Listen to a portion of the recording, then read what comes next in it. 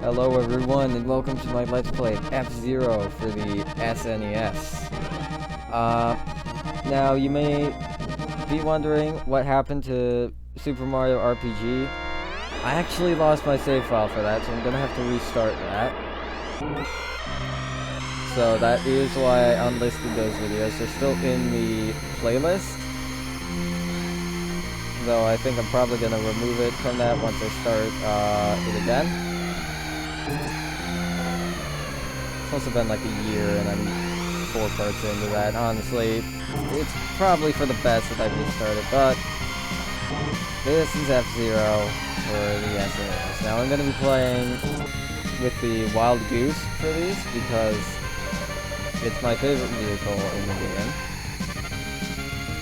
I don't know why, I really like how it controls.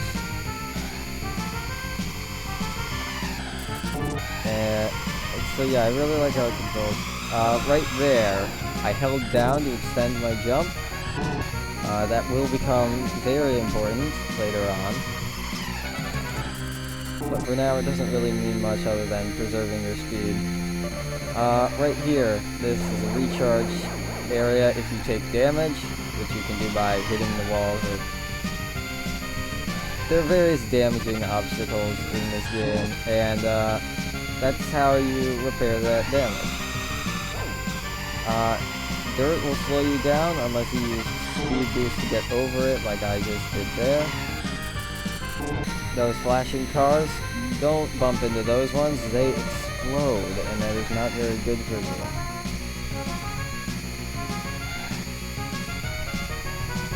Okay, so over on the left you see the safe counter there.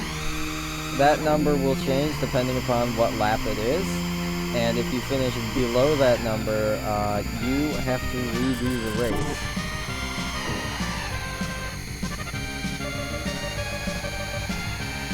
So now it's 3, so we can't finish in 4th or really anything below 3rd. Upper right, the power meter, that's just what goes down when you take damage.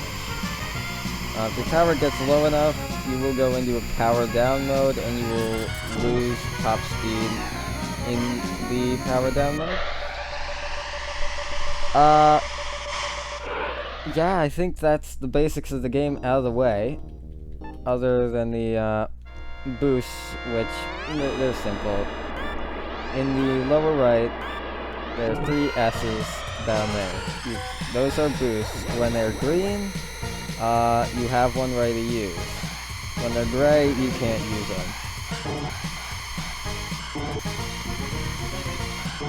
Alright, so I think we can go over the... You know what, let's not go over the vehicles yet. We don't want to come off as just boring teacher man. This Big Blue. Okay, this one, everyone knows Big Blue in Mute City, but there are a lot of F-Zero venues that people don't really know that much about, or haven't heard of as much as these ones. And I can certainly see why Big Blue is as popular as it is.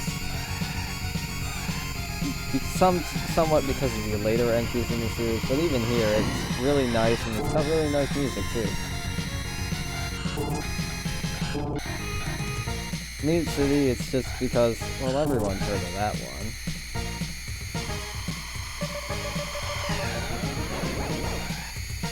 Everyone's heard of Mute City. But, Big Blue, it's just because it, sounds nice and looks nice and stuff like that.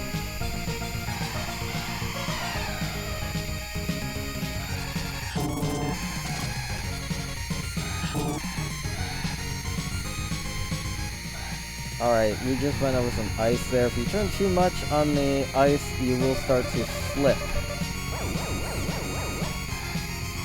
And one more important game mechanic to learn. You notice how I'm repeatedly tapping the accelerator going around the corners? That does give you extra grip.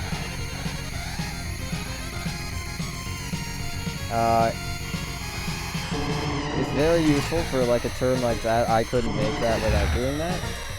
I just hit one of the explosive cars. It's not as bad as those get. There can be worse situations to hit an explosive car.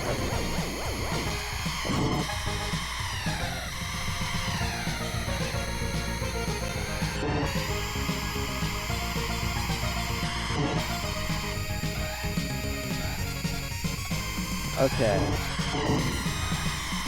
Upper left, we also have points. You get a certain amount of points with whatever lap you finish in. For first, I think it's 900.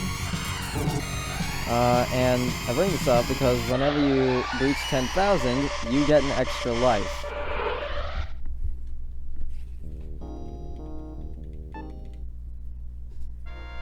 Alright, now Sand Ocean. I suppose now would be a decent time to talk about the vehicles.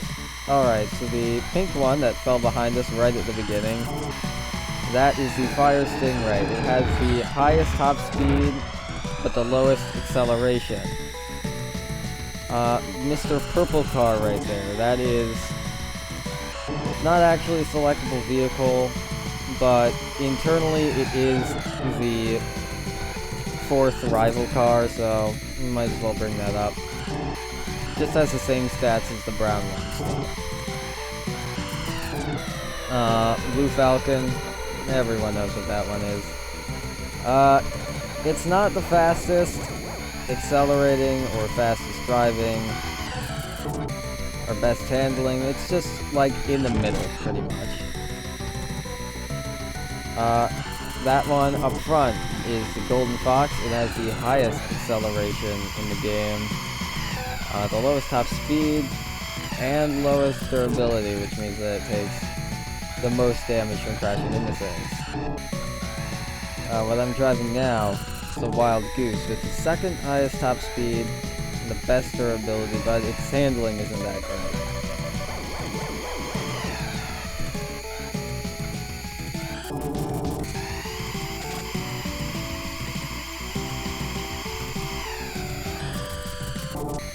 The driver of the Wild Goose, later in the franchise, is said to be from Sand Ocean. However, in the original game, he's actually from the venue of the next course, Death Wind. But it was later changed to be Sand Ocean for whatever reason.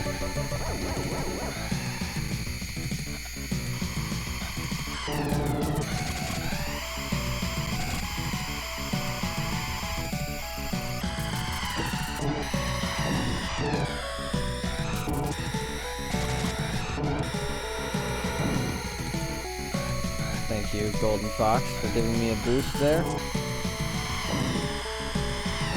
I'm also going around corners, and you might see sparks coming a little bit. That is because I am holding a shoulder button and turning.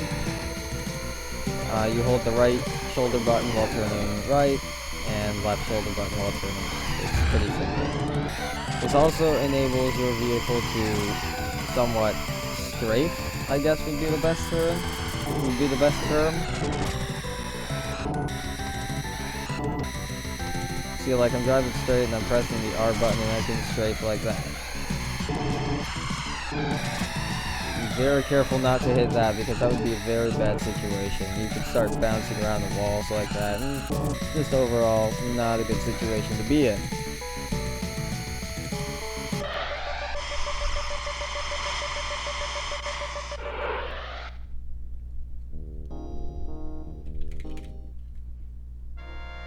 Alright, now, Death Wind. This is where the driver of the Wild Goose was from in this entry of the series.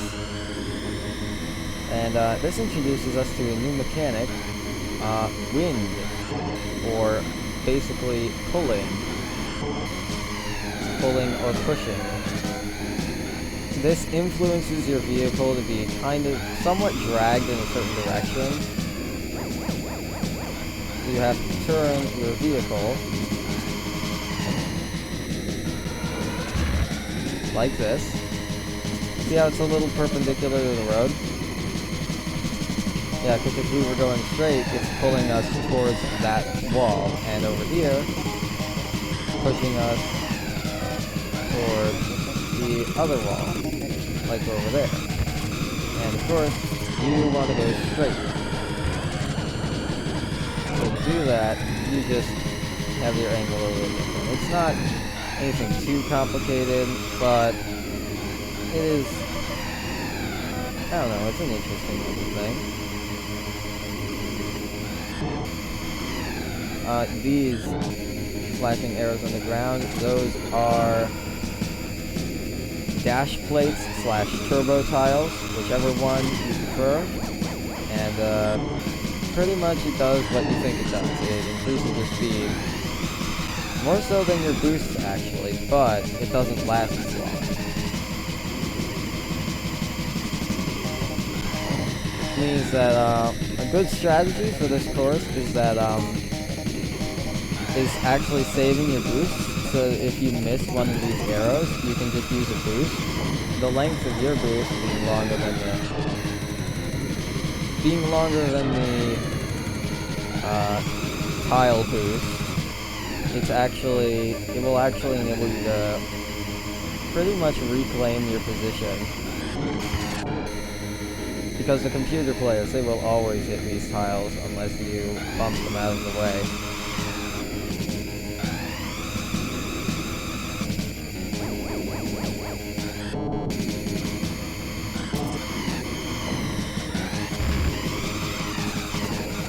Oh, I hit an exploding car. Okay.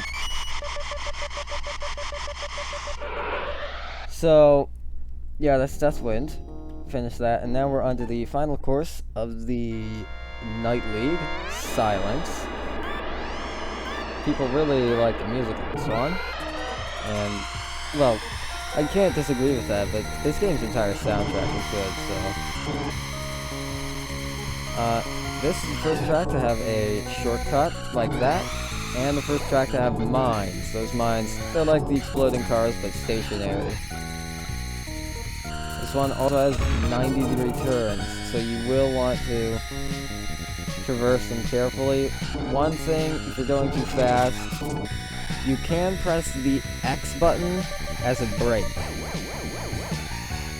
This is F-Zero, so no one ever uses the brakes. But if you're going way too fast towards the wall, you can hold down on X to slow yourself down. Like, I used it a little bit there because of the time that I used my speed boost. I didn't want to slam into the wall and start bouncing around, so I used the X button to slow down in time for the turns.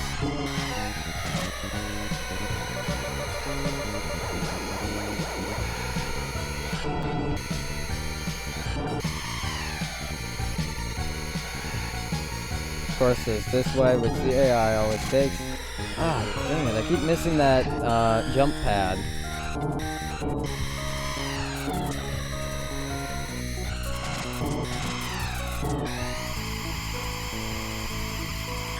Alright. Yeah, this course has a lot of 90-degree turns. And that's exactly why that is why blast turning, as the rapidly pressing the accelerator is called, actually comes in handy. Because it gives you better grip, and you can make these turns better. Oh, gosh dang it, Golden Fox, look what you've done. Using the brakes to go around that corner safe. Ah, he just barely passed me at the line there. The race isn't over, but I got less points for it, so that's disappointing.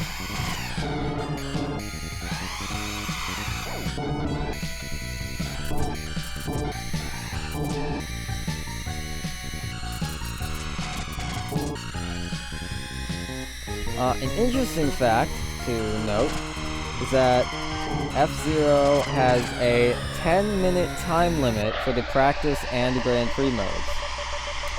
I have no idea why, because no track ever actually lasts that long, but it does. And I forgot to mention this bit of trivia on Sand Ocean and on Silence. Silence and Sand Ocean are internally on the same map. I have actually seen this using Drive Anywhere cheat codes. You can. And yeah, they're actually on the same map. I'm pretty sure that no other tracks in the game do this.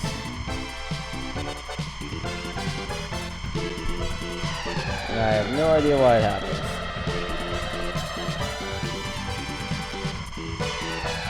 One of the mysteries of F-Zero on the SNES. And with that, I'll see you for the next episode where we visit the Queen League. See you guys then.